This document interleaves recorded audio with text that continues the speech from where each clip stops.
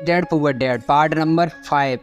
जैसे मैंने कहा, सीखने के लिए बहुत कुछ है। पैसे से अपने लिए काम कैसे करवाया जाए, यह ज़िंदगी भर चलने वाली पढ़ाई है। ज़्यादातर लोग 4 साल के लिए कॉलेज जाते हैं और ज़िंदगी भर पढ़ाई करते हैं। मैं पहले से ही जानता हूँ कि मैं धन संबंधी पढ़ाई जीवन भर चलेगी, और इसकी वजह यह है कि मैं जितना ज़्यादा जान लेता हूँ उससे भी ज़्यादा जानने की मेरी जिज्ञासा बढ़ती जाती है। ज़्यादातर लोग इस विषय को कभी नहीं पढ़ते।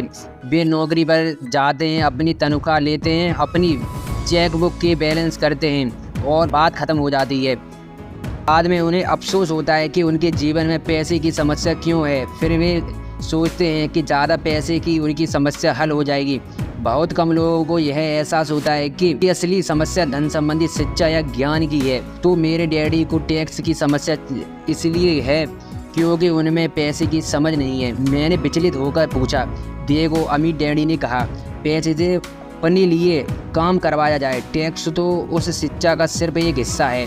आज तो मैं सिर्फ यह देखना चाहता हूँ कि तुम में अभी पैसे के बारे में सीखने की प्रबल इच्छा बची है या नहीं। ज़्यादातर लोगों में सीखने की प्रबल इच्छा नहीं होती। वे स्कूल जाना चाहते हैं, कोई व्यवसाय सीखना चाहते हैं, अपनी नौकरी में मज़े करना चाहते हैं और ढेर सारा पैसा कमाना चाहते हैं। एक दिन वे तब जागते हैं जब उनके सामने पैसे की समस्या आ जाती है, और तब वे काम करना बंद कर सकते हैं। पैसे के लिए काम करने की यही कीमत होती है और उन्हें यह कीमत चुकानी ही पड़ती है। अगर वे पैसे से अपने लिए काम करवाना सीख लेते हैं तो उनके सामने यह समस्या कभी नहीं आती।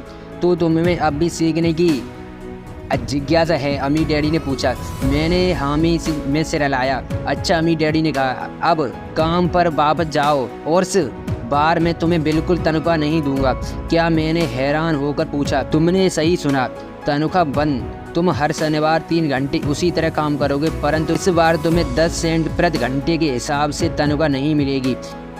तुम ही ने तो कहा है कि तुम पैसे के लिए काम करना नहीं चाहते, इसलिए मैं तुम्हें बदले में कुछ भी नहीं दूंगा। मुझे अपने सुने हुए शब्दों पर भरोसा नहीं हो रहा था। मैंने माइक से पहले ही बात कर ली। वह पहले ही काम कर रहा है, मुफ्त में डिब्बों की सफाई कर रहा है, और तुम भी जल्दी से जाकर काम में जुट जाओ। यह ठीक नहीं है, मैं चिल्लाया। आपको कुछ ना कुछ तनख्वाह तो देनी चाहिए।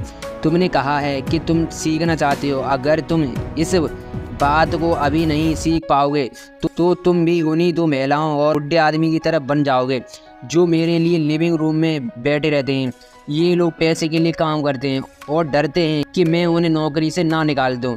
या तो तुम अपने डैडी की तरह बन जाओगे जो पैसे तो बहुत कमाते हैं परंतु गले तक कर्ज में डूबे रहते हैं। शायद उन्हें यह उम्मीद रहती है कि ज़्यादा पैसे से उनकी समस्या सुलझ जाएगी।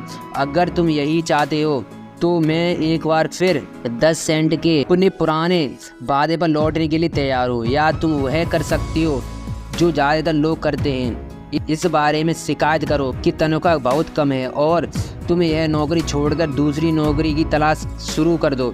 मेरी समझ में नहीं आ रहा है कि मैं क्या करूं, मैंने पूछा। अमीर डैडी ने अपने सिर पर उंगली रखी। इसका इस्तेमाल करो, उन्होंने कहा। अगर तुम इसका सही इस्तेमाल करोगे तो तुम मुझे जल्द ही इस बात के लिए धन्यवाद दोगे कि मैंने तुम्हें मौका दिया और एक दिन तुम बहुत अमीर बन जाओगे। मैं वहाँ यह सोचते हुए खड़ा था कि मुझे कितना घटिया विकल्प दिया जा रहा है। मैं यहाँ अपनी तनख्वाह बढ़ाने आया था और अब मुझे मुफ्त में काम करने के लिए कहा जा रहा है। अमीर डैडी ने एक बार फिर अपनी उंगली को सिर पर रखा और कहा, इसका इस्तेमाल करो। अब यहाँ से जाओ और अपने काम में जुट जाओ। सबक नंबर 1। ये दोस्तों हमारा कल आएगा पार्ट नंबर 6 में।